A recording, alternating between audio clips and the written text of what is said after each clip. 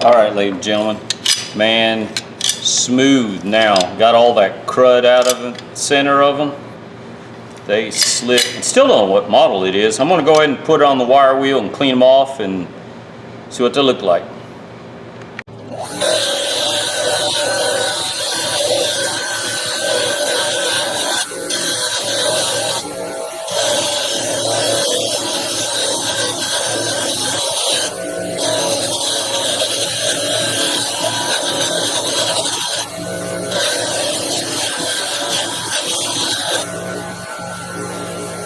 Alright, I'm going to clean the grooves out real good.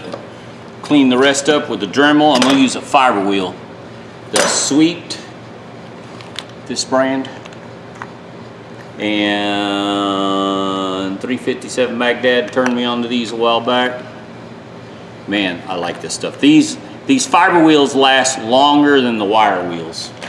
And they're different grit. This one here's a 220, so that's what I'm using.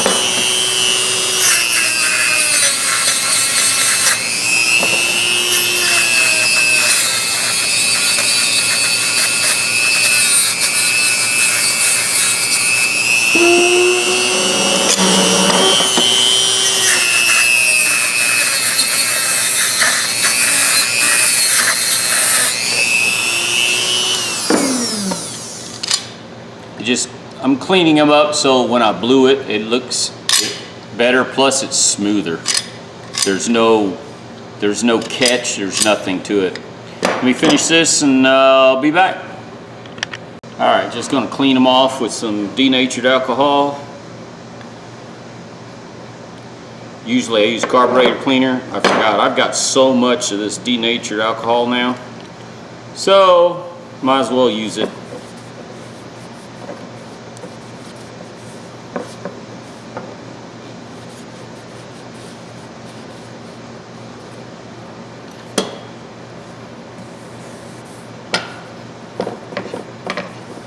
It evaporates quick too, like the carburetor cleaner. I like the carburetor cleaner because it evaporates really fast.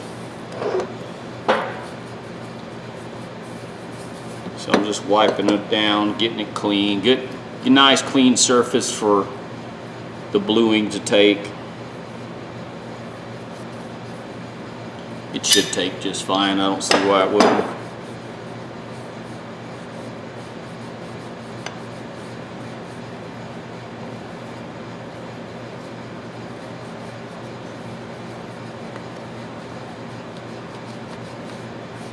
I may have to use the carburetor cleaner. I may have to use the air to clean down inside there, or to blow it out inside there.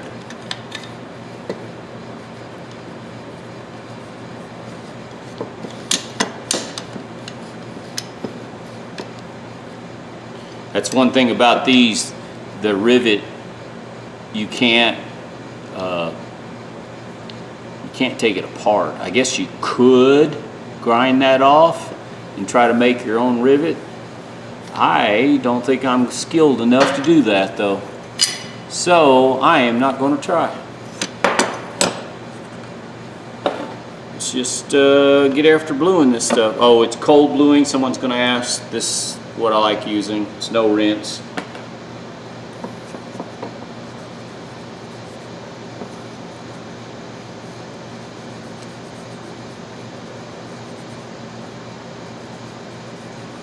By the looks of it, probably going to use 2 coats on this.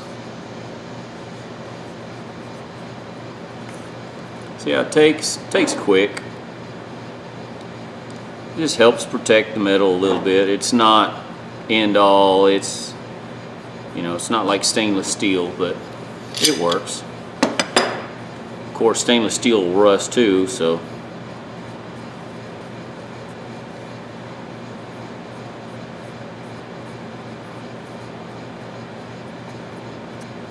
I like the looks of this bluing.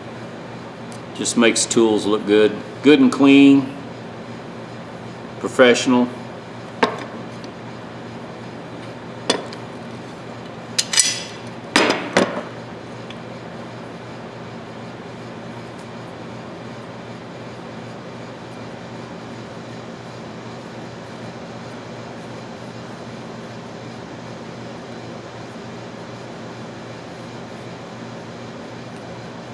After you blew it, wipe dry, let it set for 60 seconds and wipe dry. Let me finish this, I'll be right back. I just got it all wiped. Now I gotta wipe it down. Wipe it down. It says do it in one pass. You know how hard it is to do something like this in one pass. Then I have to fire the air compressor up to get down in the grooves to dry that area out.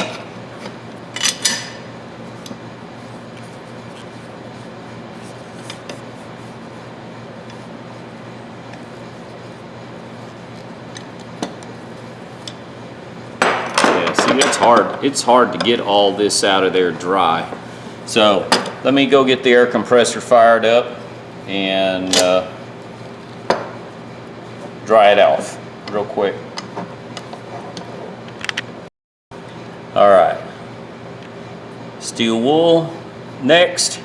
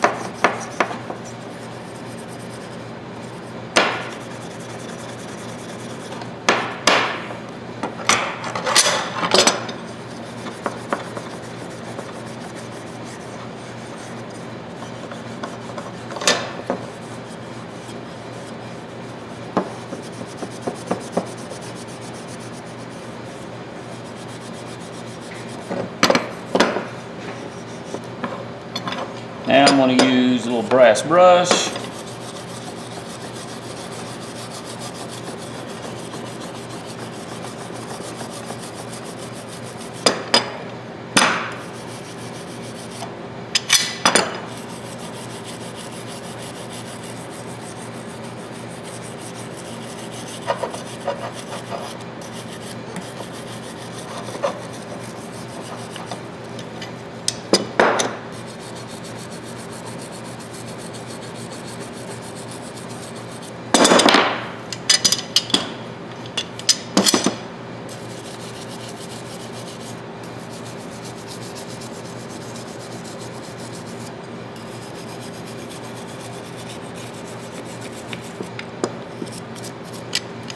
Seems like a lot of work, but it's worth it, I think.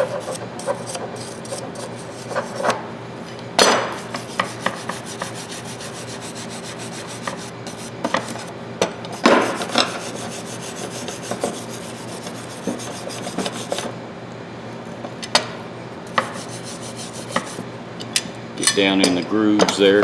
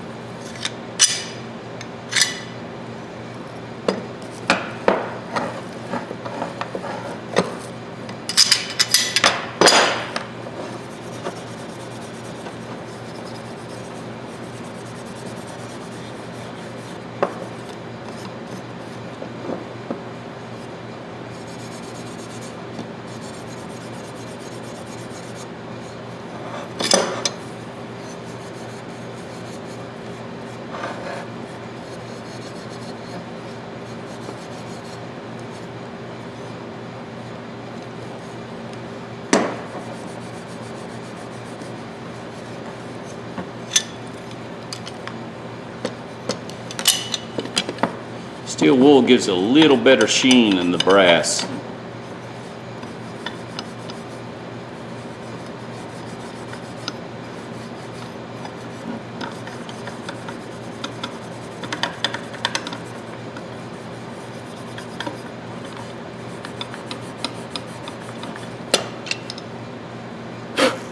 Now, let's just coat it in some oil, set it outside. Yep.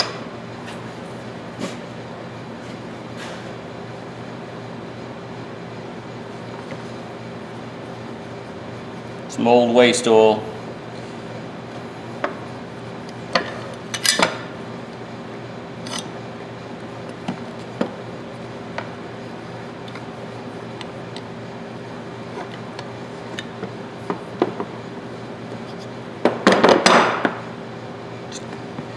Close to 100 degrees again today, so setting this outside won't hurt nothing. It'll bake.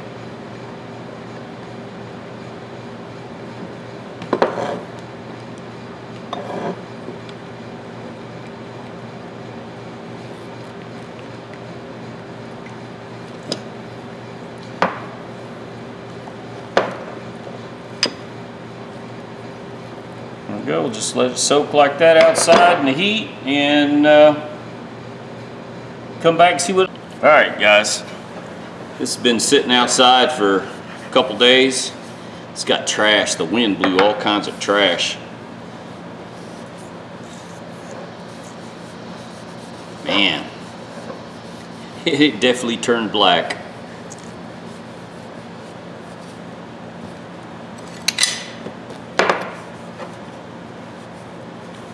This is I think this is the only one of these pear heads that I have of this. I don't know if this is actually called a pear head. I call it a pear head, but I don't think that's what it is.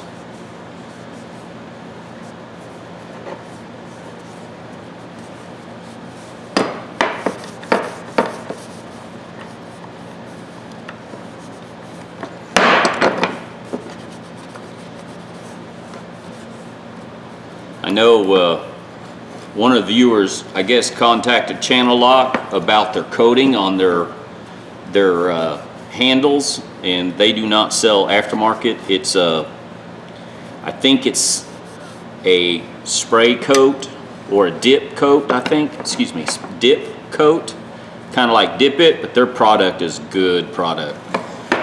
You can't complain about Channellock's handles. I wish they sold it in some type of aftermarket product that we could use, because that's usually, you know, the most damage you get on a pair of Channellock brand pliers. It's because you damaged the handle somehow. I've got one at work that I didn't realize I set it on a steam line, and it literally melted a really nice spot right off of it. I'm probably going to bring them home and go ahead and put some heat shrink tubing on it. That's my go-to if I can't find something better now. Heat shrink tubing. I haven't found anything better to coat my pliers with than heat shrink tubing.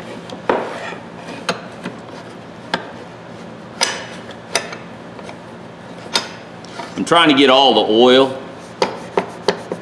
I'll work with it a little bit. Let me work on this a little bit to get all the oil off, and then we'll come back and clean the handle and see what it looks like. All right, now let's do a little cleaning. What I usually do, and some people will probably complain, but I use carburetor cleaner first, clean the handle real good, and then I go back over with lanolin, and the lanolin kind of gives it a softer texture, I guess is the word. I don't know. It works for me. That's what I do.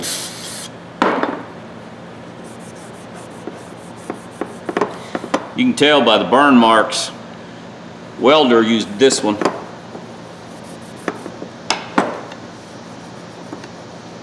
And the reason I know is I've done it before. Yep, these are welder marks. I wonder if the guy that used these was pipeliner, because most of these kind of pliers like this shape, usually someone works on black pipe, gas pipe. That's what I would have used it for.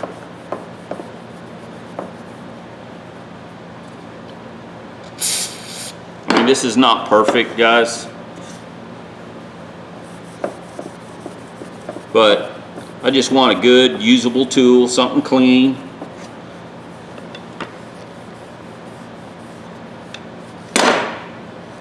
Yeah, it looks good. Now, after that, Walmart sells us stuff. This is good stuff, guys. It's a lanolin hand cleaner. Only type of hand cleaner I have in my shop. I try to keep very limited items in my shop. I don't like to. A friend of mine has a shop, and I bet he's got 4 different types of hand cleaner in there. And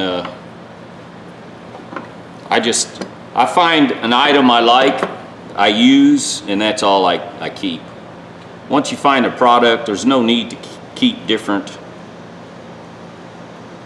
4 or 5 different items in your shop. If you like what you like, pick it.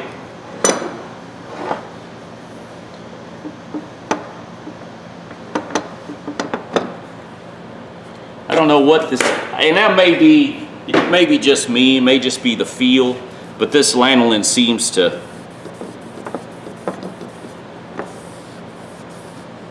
I don't know, feels better on this.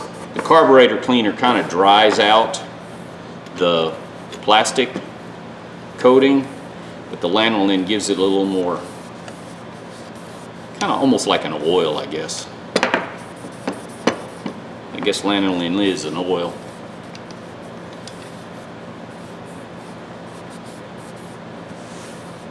There you go, guys. 414. Whoever had it had BLA or BAL was their initial. Man, now it's super smooth, and it might be because I got a lot of oil down in there too. But I like it. Turned black. It's definitely black. Has a nice sheen to it. The handle, I mean, they're not perfect. Look at the damage. Come on, guys. I got $1 in these, $2 maybe. I think I've seen prices as high as $41 for these. Holy smokes. There you go. I cleaned them up. I mean, they're not 100%, they're not brand new, but they're very good and usable. And my channel's all about bringing good junk tools back to a usable condition. And this is usable. They're good, they're clean, they slip a lot better. Before they were crunchy. When you went to close them, they were crunchy. Yeah, they're just so smooth now. Almost no effort. And taking the fiber wheel and cleaning that up down in there in each one of those grooves makes it so smooth.